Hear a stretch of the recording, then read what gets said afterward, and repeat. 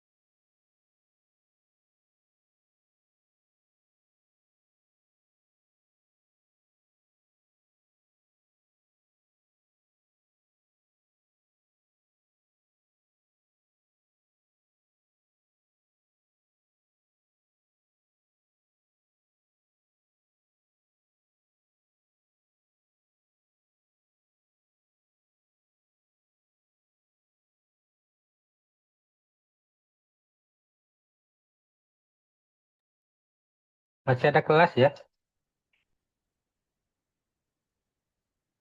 Nah, baik. Kita mulai jam 11 ya dia.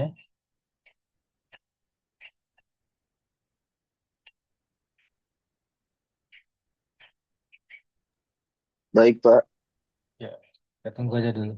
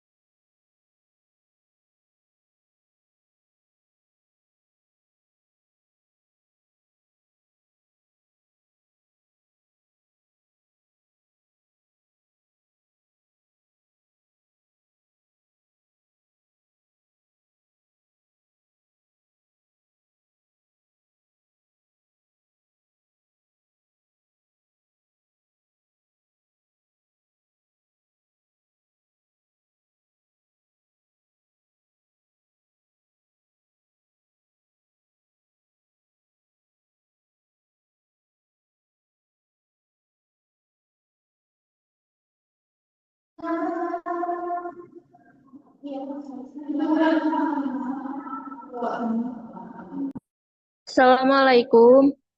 Maaf Bapak, apakah jamnya boleh dimulai dikarenakan mahasiswanya sudah masuk, Pak. Terima kasih.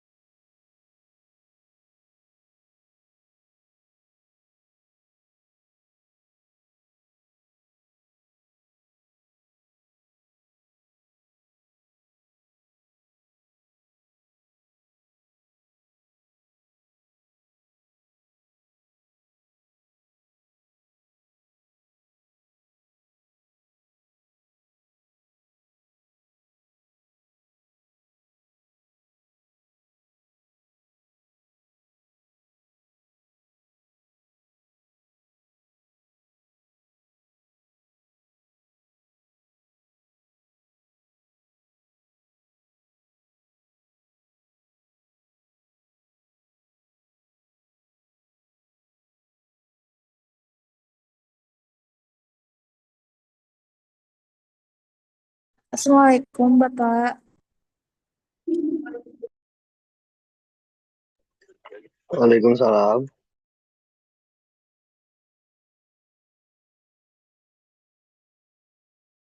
Bang Fajar sehat? Alhamdulillah sehat. Udah selesai kuliahnya? Sudah Bapak. Udah. Sudah Baik Bapak. ya. Tapi kuliah di kampus ya, offline ya? Iya Bapak.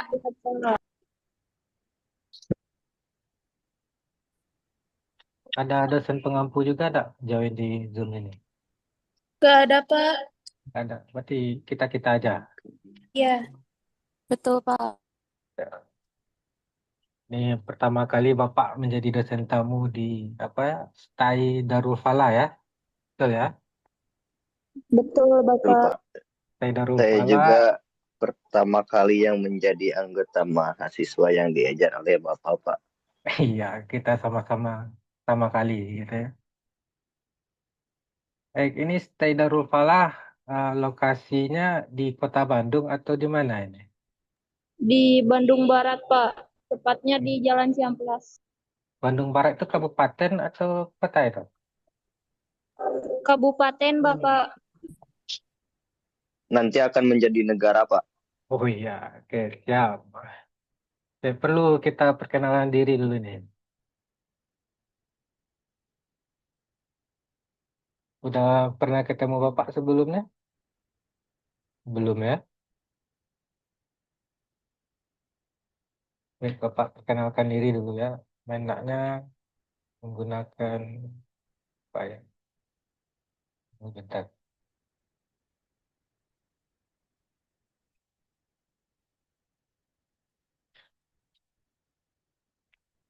Ada ambil absen enggak ini? Itu berapa orang nih?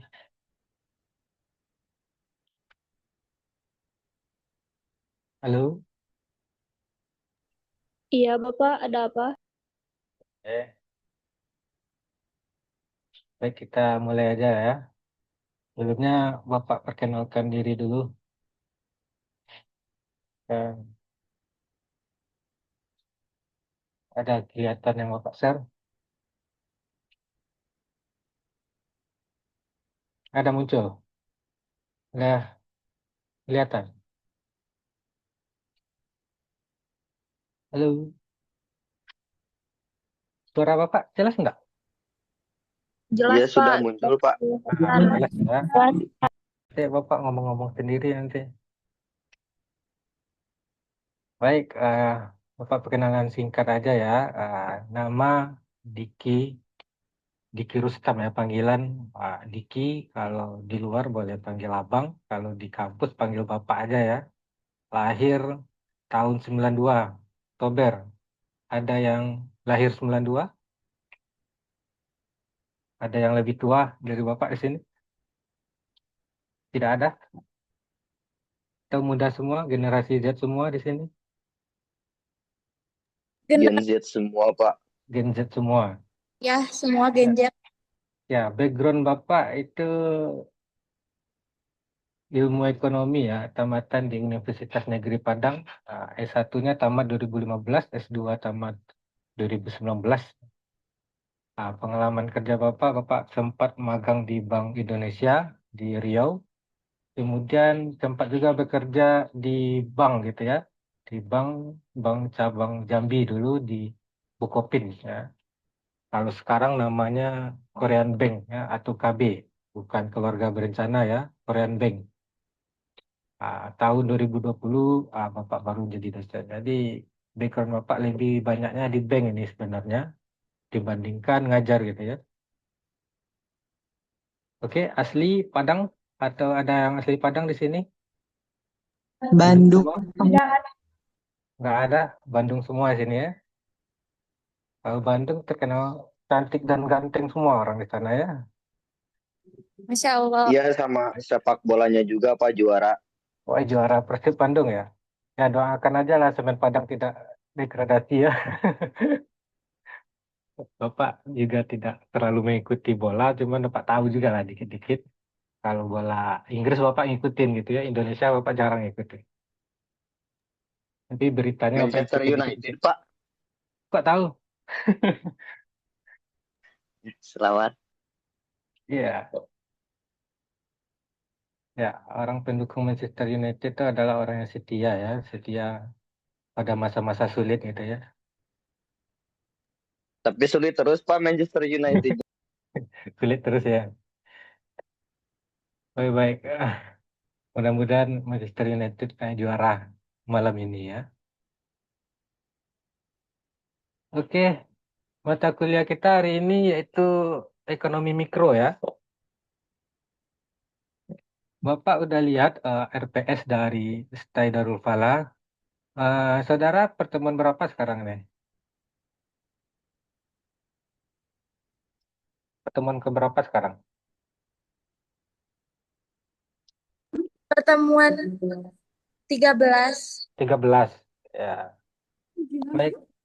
Di dalam RPS itu udah Bapak lihat, cuman ada yang pengen Bapak tambahkan materinya gitu ya. Dan sedikit Bapak tambahkan ini mengenai namanya tuh game teori gitu ya.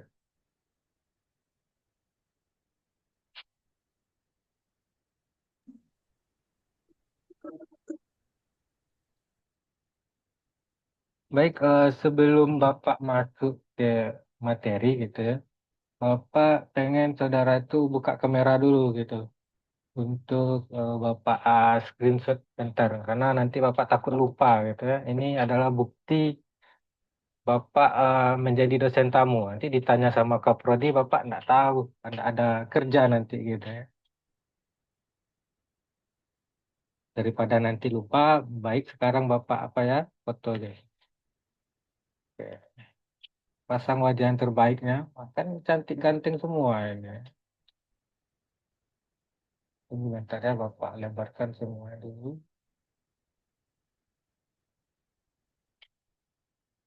Udah buka kameranya? Udah ya. Satu, satu, dua, tiga. Oke, mantap.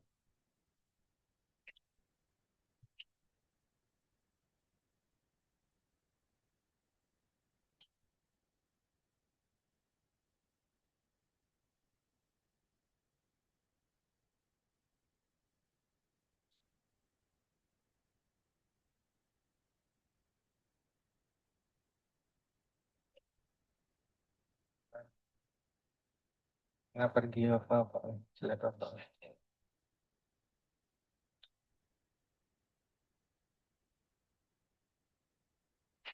Oke.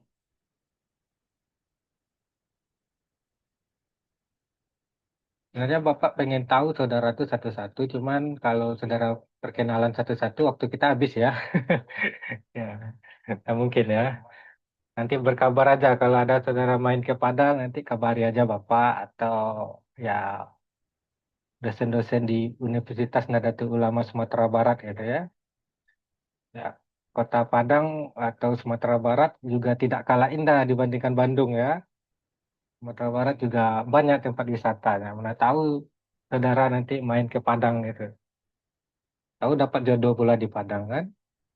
Ya.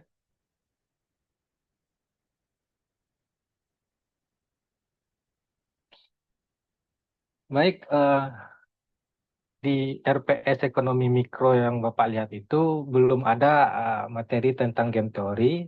Di sini Bapak pengen menambahkan gitu ya, materi tentang game teori. Nah, ini kita akan pengenalan gitu ya, pengenalan mengenai game teori. Game teori ini salah satu materi penting juga di uh, ekonomi mikro gitu ya. Sebelumnya saudara udah pernah mendengar kata game teori? Belum Belum Pak, pernah, belum pernah mendengar? belum sama sekali. Belum sama sekali gitu ya.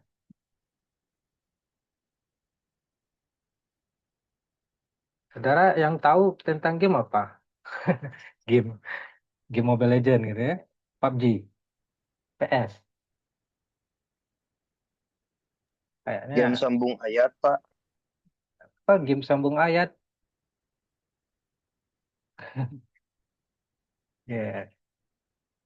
Materi kita hari ini yaitu kita akan membahas mengenai yang pertama itu pengertian game teori. Kedua itu kita akan membahas bagaimana game teori itu bekerja. Oh, ini disclaimer dikit ya, materi Bapak ini campur itu ya, bahasa Inggris sama bahasa Indonesia. Ini sebenarnya bukan sok-sok Inggris sekali ya, tapi Bapak pengen memaksakan Inggris saja sebenarnya. Karena buku atau materi bahasa ekonomi ini kebanyakan bahasa Inggris gitu ya. Daripada Bapak translate kadang hasil translate-nya jadi tidak bagus gitu. Kemudian yang ketiga kita akan membahas nanti itu istilah-istilah dalam game teori. Selanjutnya nanti kita akan membahas tentang Nash equilibrium. Nash ini nama orang gitu ya. Jadi dalam ekonomi kan saudara banyak melihat itu nama penemu teori-teori itu nama orang gitu ya. Kayak teori Philip, Nash, Solo gitu ya. Selanjutnya yang kelima kita akan membahas nanti itu impact of game theory ya. Itu ya. Pengaruh game teori itu apa aja nanti dampaknya kemana aja gitu. Ke bidang apa aja gitu. Selanjutnya kita akan membahas mengenai tipe-tipe game teori. Apa aja tipe-tipe dalam game teori. Gitu. Yang ketujuh kita akan membahas mengenai contoh dalam game teori. Yang kedelapan kita akan membahas mengenai penelitian tentang game teori. Sekarang game teori ini udah banyak diteliti sama orang. Cara tinggal baca aja penelitian-penelitian orang tentang game teori. Sangat banyak sekali sekarang ini. Yang kesembilan itu kesimpulan. Ya.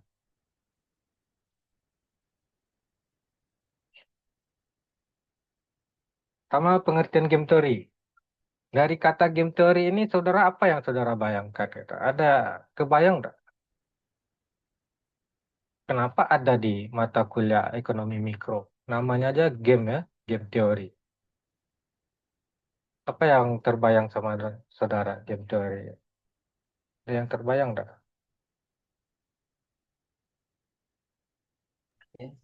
Permainan, Pak. Permainan. Kemudian apa lagi? Kira apa yang terbayang?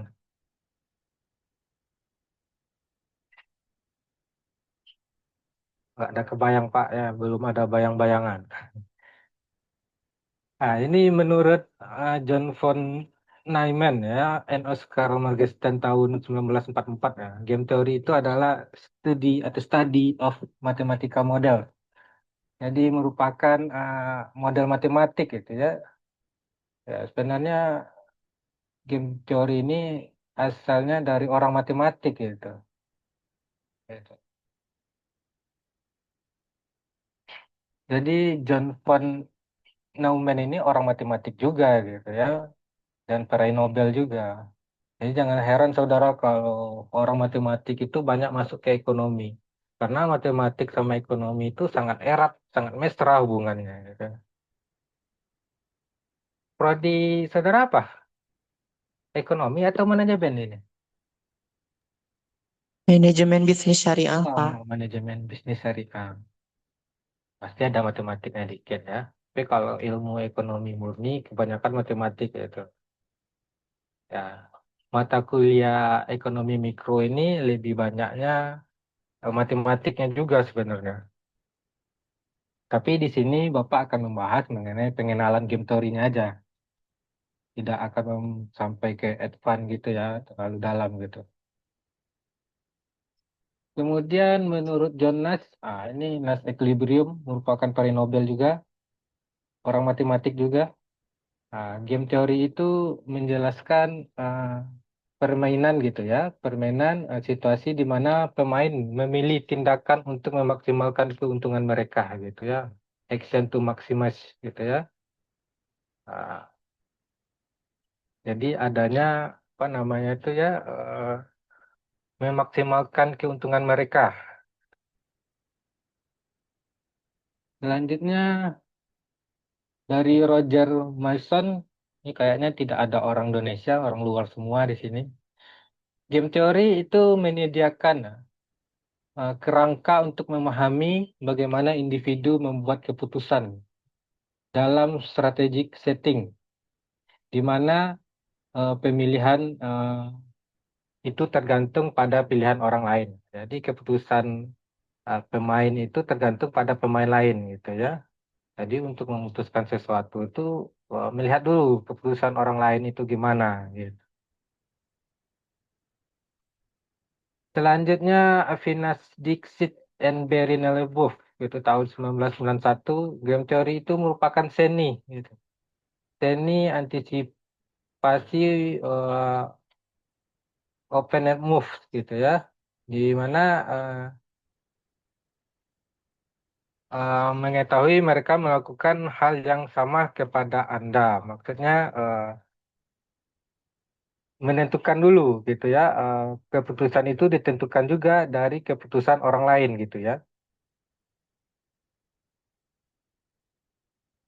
Selanjutnya menurut Robert Gibson tahun 1992 dalam bukunya ini Game Theory for Applied Economics. Ini Robert Gibson ini menulis buku khusus untuk game teori gitu.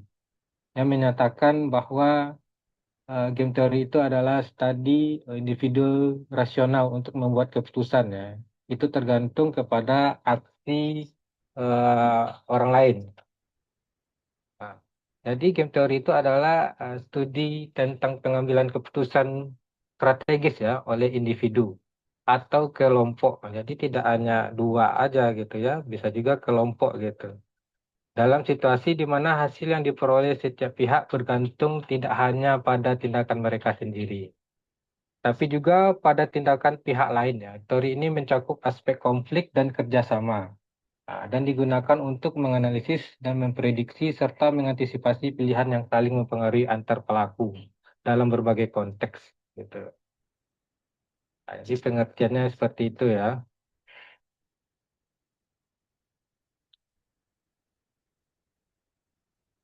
Kemudian bagaimana game teori itu bekerja gitu?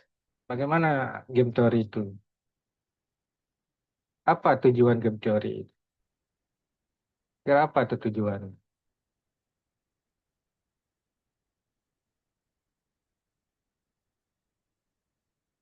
Masih aktif semua? Masih. Masih ya. Oh, kira tidur.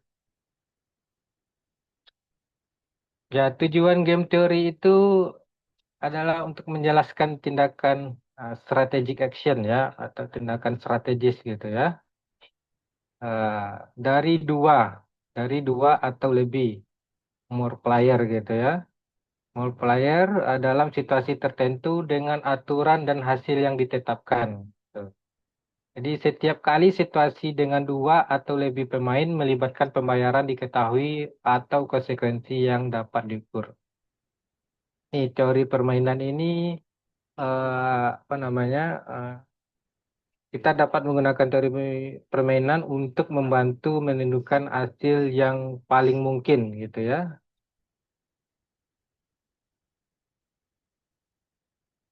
Selanjutnya fokus game teori ya. Fokus dalam game teori ini adalah interactive situation gitu.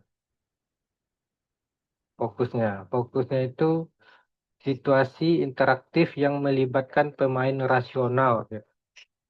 Apa yang dimaksud dengan pemain rasional itu? Nah, kan di matematik ada juga rasional, irasional gitu ya. Gitu ya. Rasional itu ya menggunakan logika juga gitu ya. Kalau orang apa namanya berkebutuhan khusus atau orang yang apa namanya nama lain orang gila apa namanya itu biasanya tidak melakukan rasional gitu ya, tidak bisa membuat keputusan yang rasional gitu.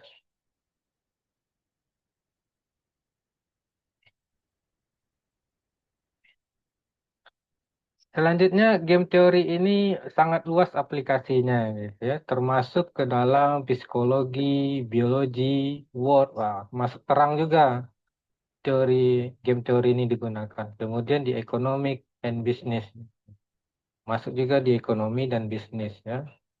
Meskipun banyak kemajuan, many advance, game teori ini masih sangat mudah gitu ya dan sangat ilmunya berkembang gitu. Jadi ya dibandingkan ilmu-ilmu yang terdahulu, ilmu ini masih sangat mudah dan kemungkinannya sangat akan berkembang lebih lagi ke depannya gitu ya. Nah, artinya apa di sini? Ya, game teori ini tidak hanya digunakan di ekonomi aja gitu. Jadi orang perang juga bisa gunakan, orang politik juga bisa gunakan, orang psikologi bisa gunakan gitu ya. Orang biologi juga bisa gunakan gitu. Banyak manfaat dari game teori ini.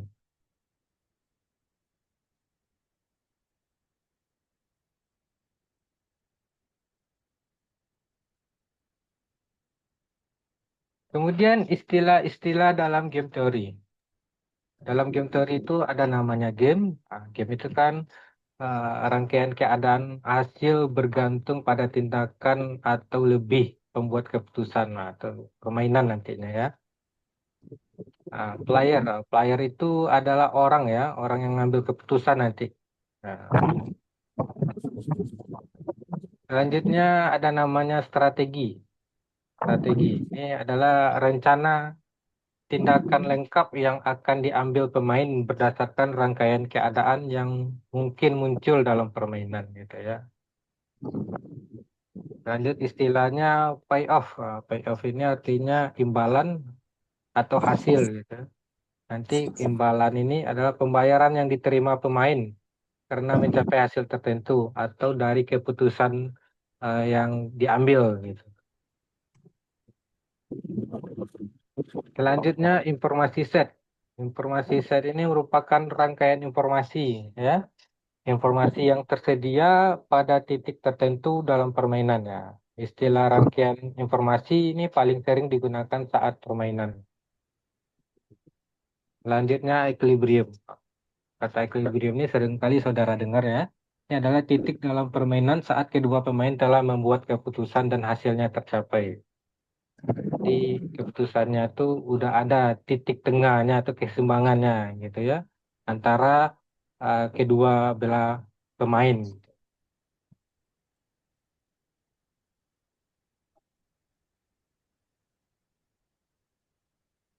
Baik,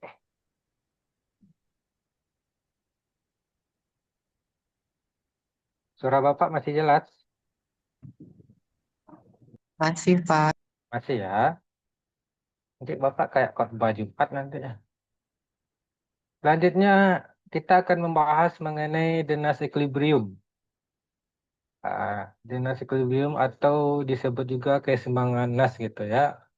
Ini adalah hasil yang dicapai yang jika sudah tercapai artinya tidak ada pemain yang dapat meningkatkan hasil dengan mengubah keputusan secara sepihak. Gitu. Apa dimaksud dengan ini? Oh, ini ada penjelasan. Gitu ya. Ya, hal ini juga dapat dianggap sebagai hasil tanpa penyesalan ya, dalam arti bahwa keputusan ini Mutiara Bilqis ngapa coret-coret ini?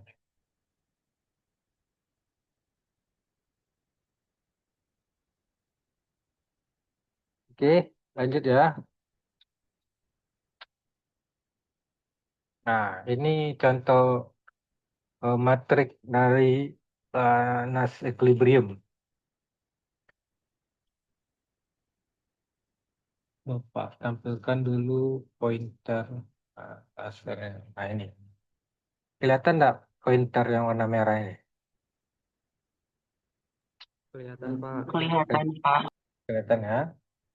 Nah, di Nash equilibrium ini ada dua player. Player A dan player B gitu ya. Ini adalah top, bottom, berarti atas, bawah.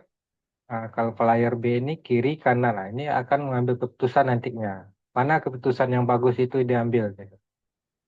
Nah, jika A memilih top, jika A, jadi player A ini ya, player A memilih top, berarti di sini ya, berarti top B memilih kiri, left.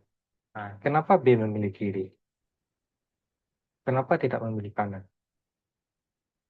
Ada yang tahu enggak?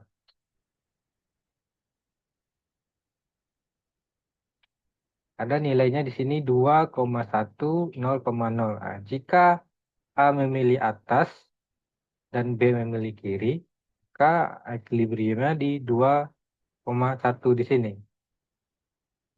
Kenapa B tidak memilih kanan? Ya, karena jika B memilih kanan, maka nilainya akan 0 di sini. Sedangkan kalau memilih ke kiri, maka nilainya 1. Lebih baik dia mendapatkan 1 daripada 0 gitu ya. Oke. Kemudian jika A memilih bawah atau bottom gitu ya. Jika A memilih bawah, maka B akan memilih mana? Right. Memilih kanan ya. Kenapa alasannya kanan?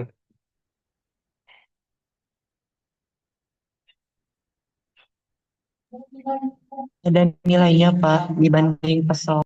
Oh ya, ada nilainya dibandingkan nilai uh, sebelah kiri gitu ya.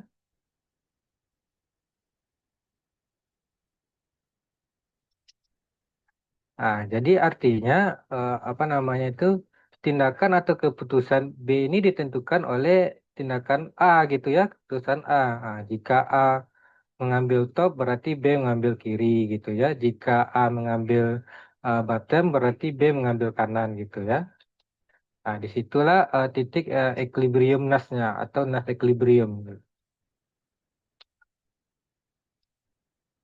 Ah, Selanjutnya kita akan bahas impact of game theory. Di dalam teori permainan ini hadir di hampir setiap industri atau bidang penelitian ya. Seperti Bapak jelaskan tadi itu ada di biologi, psikologi gitu ya. Kemudian teori ini sangat luas ini, berkaitan dengan situasi menjadikannya teori serbaguna dan penting gitu ya. Kemudian teori permainan ini membawa revolusi. Game teori ini membawa revolusi tentang di dalam ekonomi ya, atau dalam ilmu ekonomi dengan mengatasi masalah-masalah krusial dalam model ekonomi. Model ekonomi gitu ya. Makanya game teori ini penting juga untuk mata kuliah ekonomi mikro gitu ya. Nah, kemudian ini misalnya ilmu ekonomi neoklasik sulit menjelaskan antisipasi entrepreneur gitu ya. Entrepreneur ini perusahaan ya untuk menangani Untuk mengenai imperfect competition, kita membahas juga pasar persaingan tidak sempurna gitu ya. Gitu. Kemudian teori permainan mengalihkan perhatian dari keseimbangan kondisi mapan ke proses pasar gitu ya. Jadi para ekonom ini sering menggunakan teori permainan untuk menjelaskan perilaku oligopoli gitu. Oligopoli. Tahu Pak pasar oligopoli apa? Sudah belajar kemarin. Apa? Sudah belajar kemarin ya, pasar oligopoli? Sudah ya. Apa itu pasar oligopoli? Pasar monopoli apa? Ada yang masih ingat?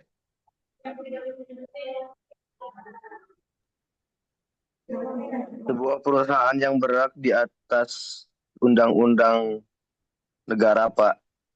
Jadi di bawah naungan negara dan tidak ada perusahaan lain yang bisa masuk di luar negara. Ya, apa Maksudnya bedanya? apa yang ada di bawah undang-undang, Pak? Iya. Dengan berbeda dengan Legiopoli. Kalau Legiopoli itu bebas. Ya. Apa bedanya dengan monopoli? Kalau monopoli itu, Pak, perusahaan yang dari negara Hmm? seperti PLN, dan PLN itu tidak bisa, dan selain dari PLN tidak ada perusahaan yang bisa mengadakan lagi perusahaan listrik lainnya. Ya, artinya cuman ada satu ya, satu perusahaan.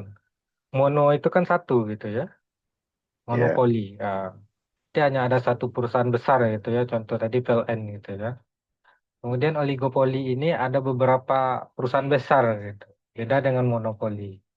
Nah, kalau mono itu cuma satu aja yang menguasai pasar gitu. Kalau oligopoli bisa beberapa, bisa dua atau tiga atau empat gitu ya. Kalau dua itu contohnya kayak perusahaan pesawat ya, perusahaan pesawat itu kan seperti Boeing sama Airbus gitu ya. Itu kan menguasai pasar gitu. Nah, jadi game teori ini sangat penting juga di dalam ekonomi gitu ya.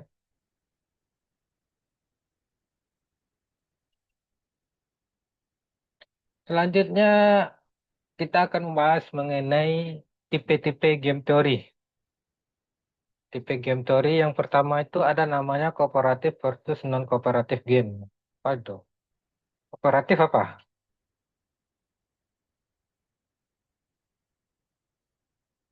Kooperatif versus non-kooperatif game. Nah, ini ada tipe-tipe permainan.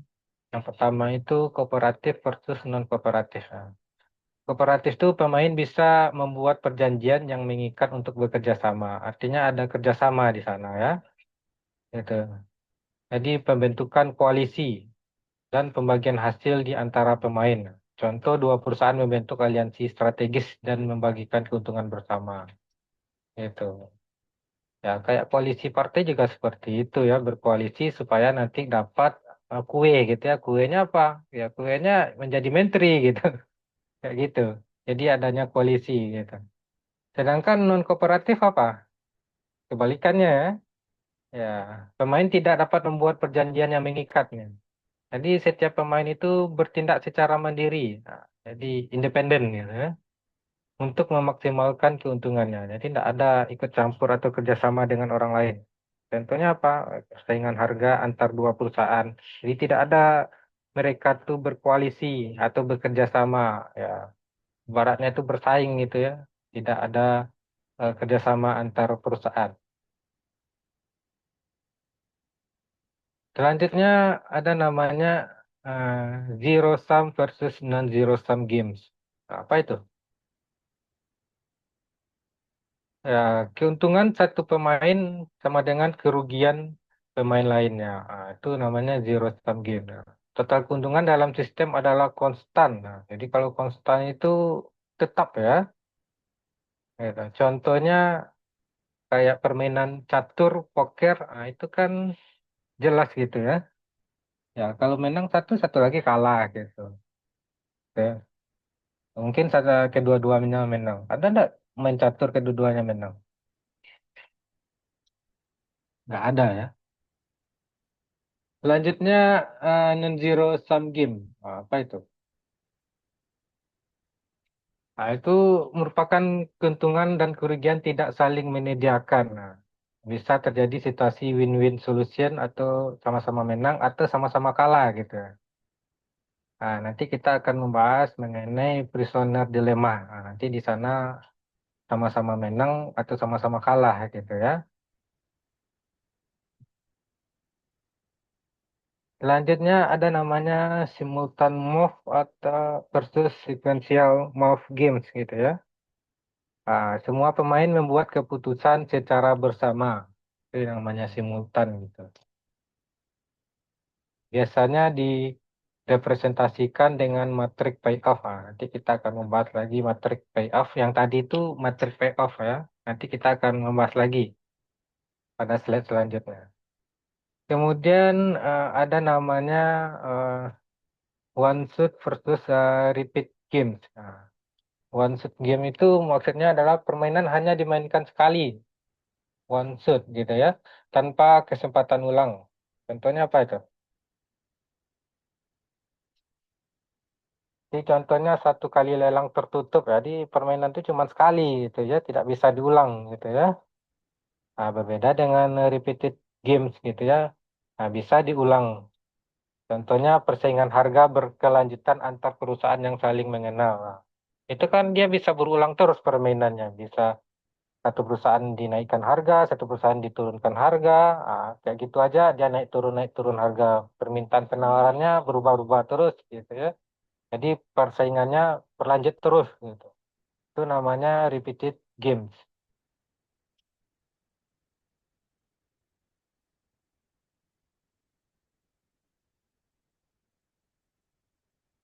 Ini contoh game teori. Ada namanya The Prisoner Dilemma. Apa itu?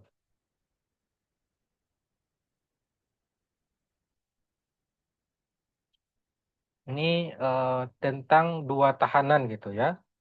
Dua tahanan uh, dihadapi pertama itu player A dan player B. Sama seperti tadi ada player A, player B. Confess and deny.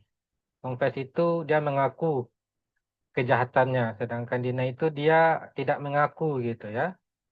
Jadi ada dua penjahat di sini, player A dan player B. Nah, jadi kalau mereka bekerja sama, apa yang terjadi? Kalau mereka tidak bekerja sama, apa yang terjadi? Nah, maksud bekerja samanya apakah mereka tuh tidak mengaku atau mengaku gitu. Di sini dapat dilihat jika player A yang mengaku dan player B mengaku, berapa poinnya di sini? Kan enggak? Saudara lihat. Kelihatan enggak? Nih, berapa kira-kira? Jika player A mengaku dan player B mengaku, berapa angkanya di sana?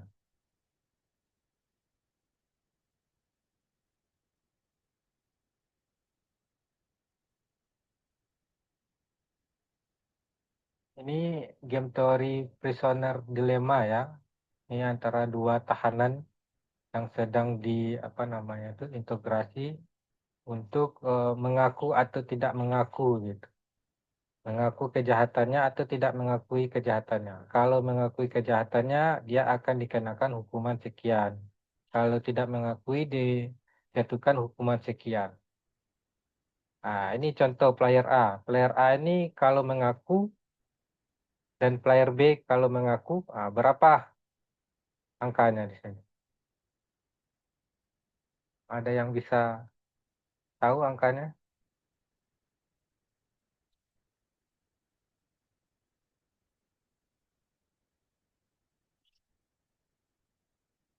Halo, udah tidur semua?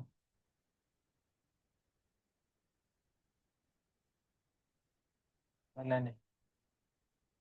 Alia Sahdah, mana? Ada orangnya. Putri Amalia,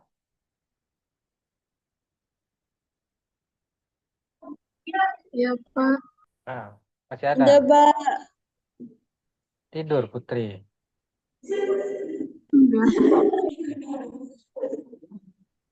Menurut Putri, jika player A mengaku dan player B mengaku, angkanya di mana? Gak apa-apa salah. Tidak marah juga Bapak.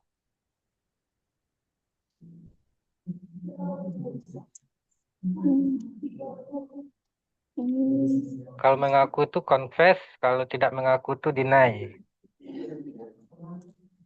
Minus 3,3. Ya, itu minus-minus semua ya. Artinya, jika player A mengaku, maka hukumannya itu selama 3 tahun gitu. Kemudian jika B mengaku juga, hukumannya 3 tahun juga gitu ya. Iya. Jika player A mengaku, sedangkan player B tidak mengaku, apa yang terjadi? Player A mengaku, player B tidak mengaku, apa yang terjadi?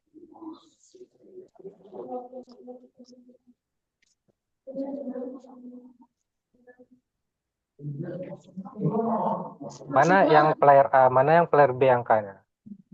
Jika player A mengaku dan player B tidak mengaku, apa yang terjadi? Minus 0,0.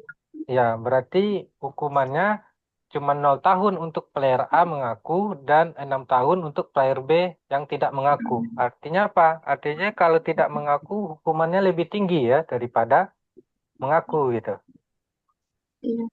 Nah, kemudian kita masuk lagi ke player A jika player A tidak mengaku dan player B mengaku. Nah, kalau kebalikan yang tadi, artinya player A hukumannya 6 tahun dan player B ini ya, player A hukumannya 6 tahun dan player B hukumannya 0 gitu ya. Nah, karena lebih baik mengaku atau tidak mengaku? Jadi lebih baik mengaku ya.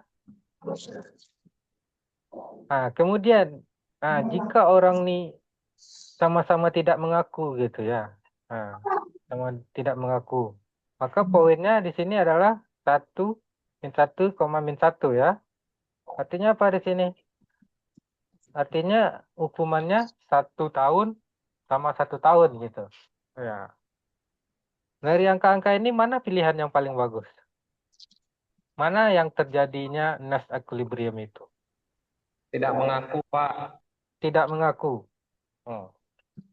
Tidak mengaku poinnya di mana? Masing-masing punya tahanan 1 tahun. 1 tahun. Itu secara logikanya seperti itu. Cuman kalau kita lagi jadi tahanan itu, kita sebenarnya berisiko gitu ya. Berisiko maksudnya kalau kita tidak mengaku dan teman kita mengaku, apa yang terjadi tadi? Ya, contoh Salah player A ini satunya tidak mengaku. ditahan, Pak. Oh ya, berarti kita mendapat hukuman 6 tahun sedangkan teman kita tidak ditahan gitu ya. Kira-kira mana pilihan yang terbagus? Mana keputusan yang terbagus kira-kira?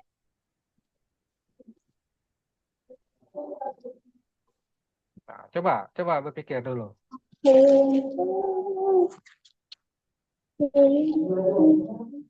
Gimana yang terjadi nanti Nash equilibriumnya? Dua-duanya Bagusnya di mana? Sama-sama tidak mengaku atau sama-sama mengaku?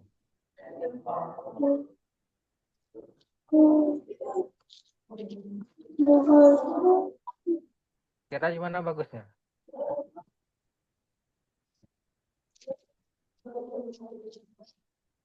Pak, tanya dulu.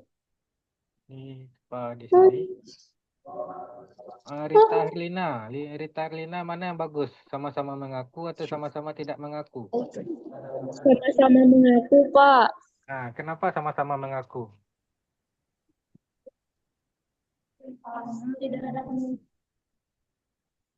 Kenapa? Karena impas dan tidak berkhianat, Pak. Jadi sama-sama.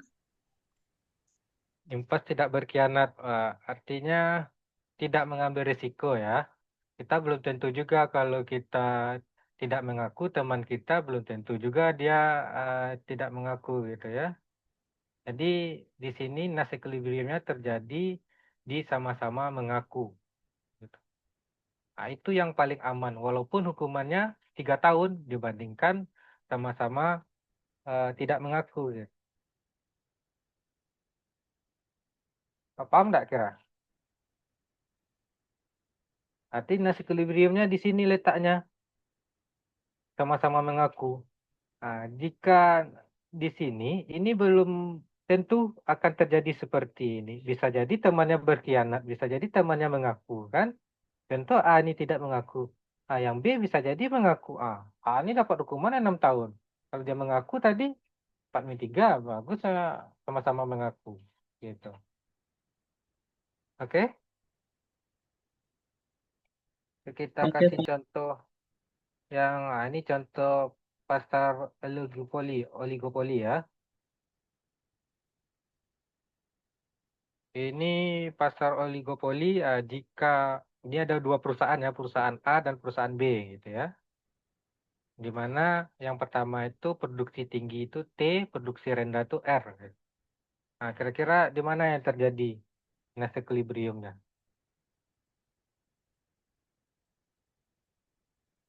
Jika perusahaan A T, maka bagusnya perusahaan B di R atau T? Nah, jika A di T, perusahaan B bagusnya di T atau R? Mana bagus? DR, Pak. Kenapa di R? Karena unit keuntungannya lebih tinggi di R Yakin? untuk perusahaan B. Perusahaan B ini selalu sebelah kanan ya. Perusahaan B sebelah kanan, perusahaan A sebelah kiri gitu ya. Jangan terbalik gitu. Coba Mending pahami di T, lagi. menurut saya. Mending di Di T. T ya. Karena di T itu keuntungannya 4 juta rupiah. Sedangkan di R itu keuntungannya 2 gitu ya. Ini bandingan ini 2 dan 4 ini ya. Nah, itu. Kemudian perusahaan A di R, perusahaan B bagusnya di mana? Di R, Pak. Perusahaan A di R, perusahaan B bagusnya di mana? Seimbang. Mana? Oh, Nah, mana? Jika perusahaan A memproduksi rendah, maka produksi perusahaan B di mana? Di T atau di R? Di perusahaan R bukan. Hah? Di mana? menurut saya di R, Pak. Kenapa di R? Mana lebih besar 5 daripada 6?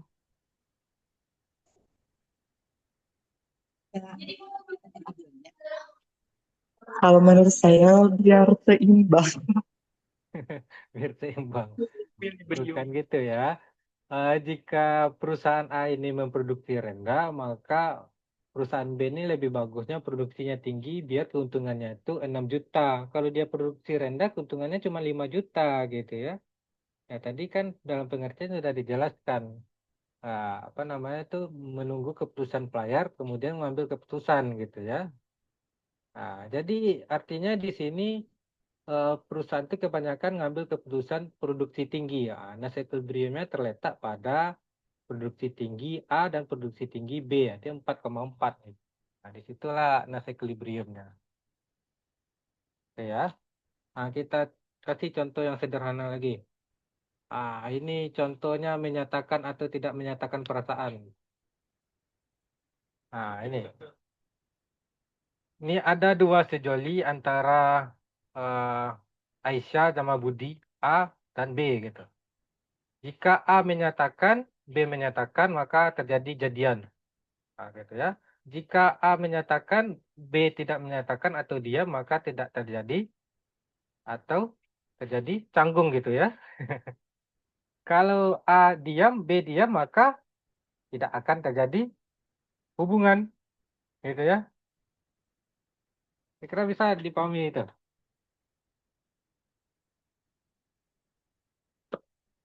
Kira bisa.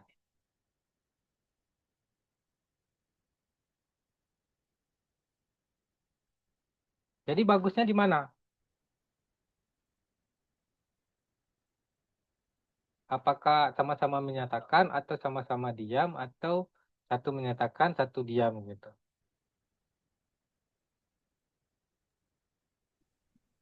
Lebih baik sama-sama menyatakan, Pak. Sama-sama menyatakan gitu ya, agar terjadinya hubungan gitu ya. Ya. Atau kita kasih contoh yang lain, balik ke mantan gitu ya. Menyatakan atau diam tidak balik ke mantan. Nah, bagusnya gimana? Kira-kira bagusnya gimana? Balik sama mantan atau tidak?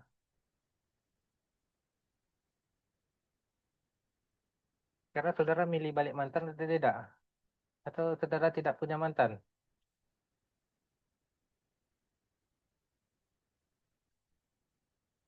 Kira-kira mana yang bagusnya?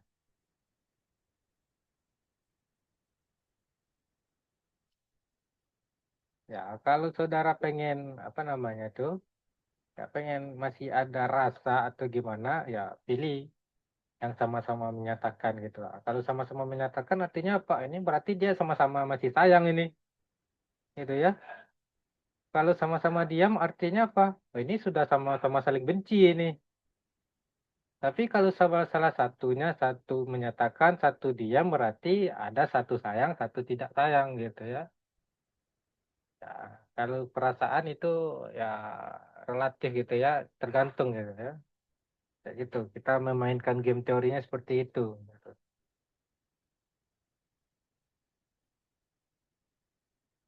Oke,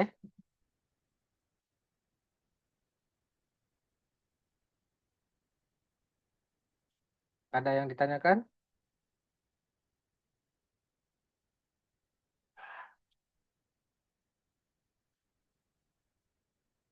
Kalau tidak, kita lanjut.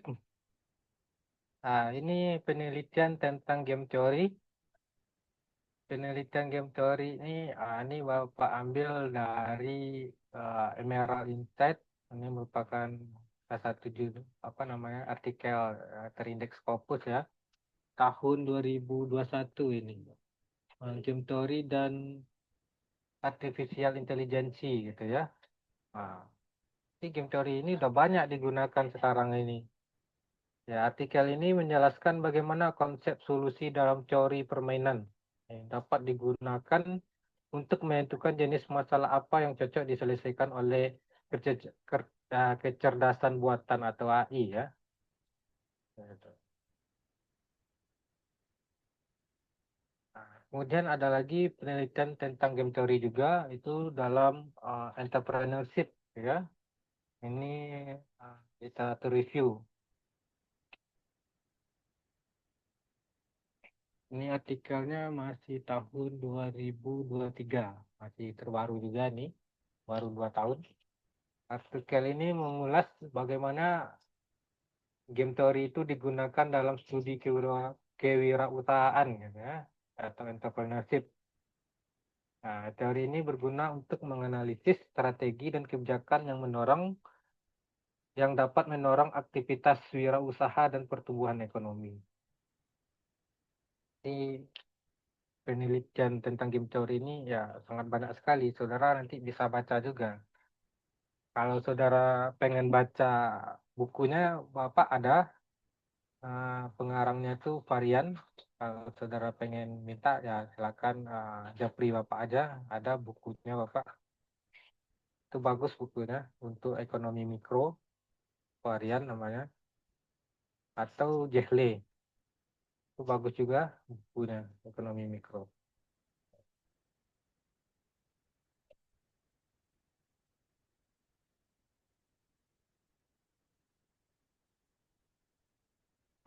Kesimpulan.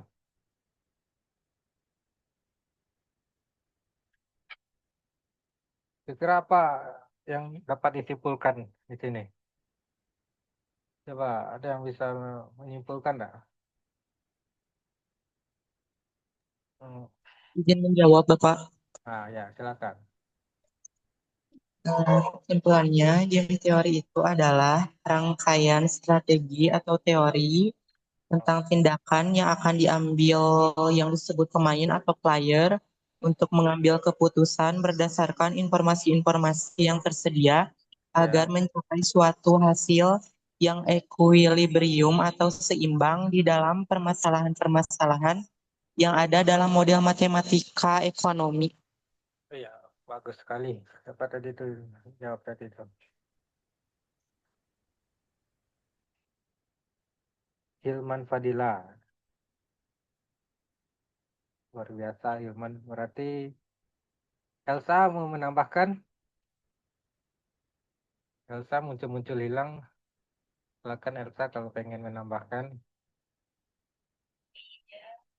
Berarti ilmu ekonomi ini adalah studi kompetitif, ya, strategi untuk mempengaruhi hasil nanti ya, dilihat dari player gitu ya.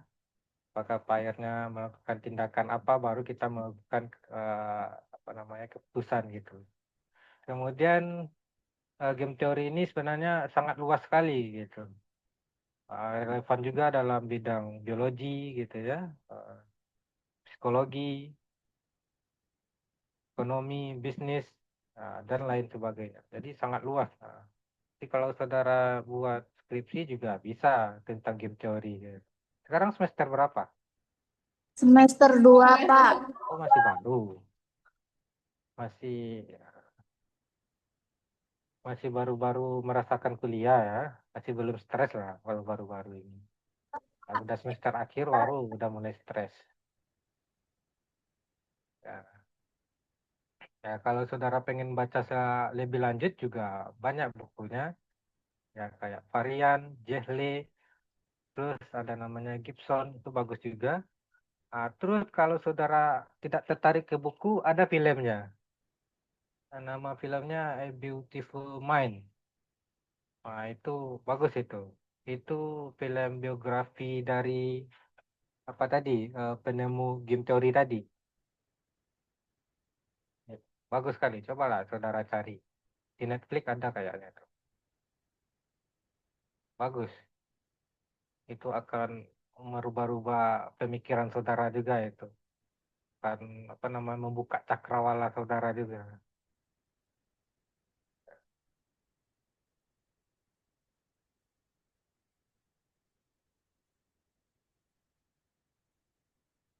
Materinya habis. Kita ada sesi ngambil absennya nih. Ada sesi ngambil absennya? Atau ada ketua yang ngambil absen? Enggak ada ya. Mengisi di Google Form, Pak. Oh, udah ngisi di Google Form. Oke. Ya, berarti pertemuan singkat ya. Pertama kali bertemu berarti apa namanya? Awal bertemu langsung berpisah ya. Yang mudah-mudahan kita bisa ketemuan dan lain kesempatan gitu.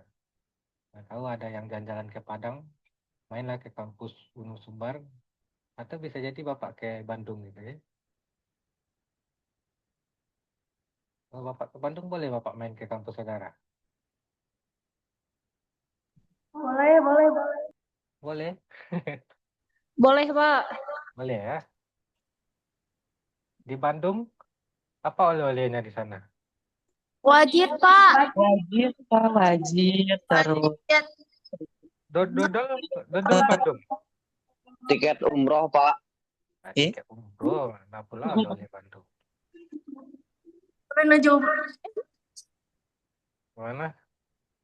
Gimana Elsa? banyak, Elsa, Pak, banyak sekali. Enggak, Pak.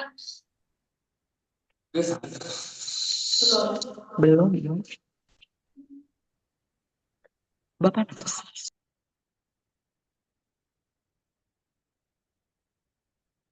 Oke, oke. Ini kayak ada suara ibu-ibu atau ada yang lebih tua daripada Bapak di sini? Maaf Pak, nggak jelas soalnya. Ada suara ibu-ibu. Tidak ada, Pak.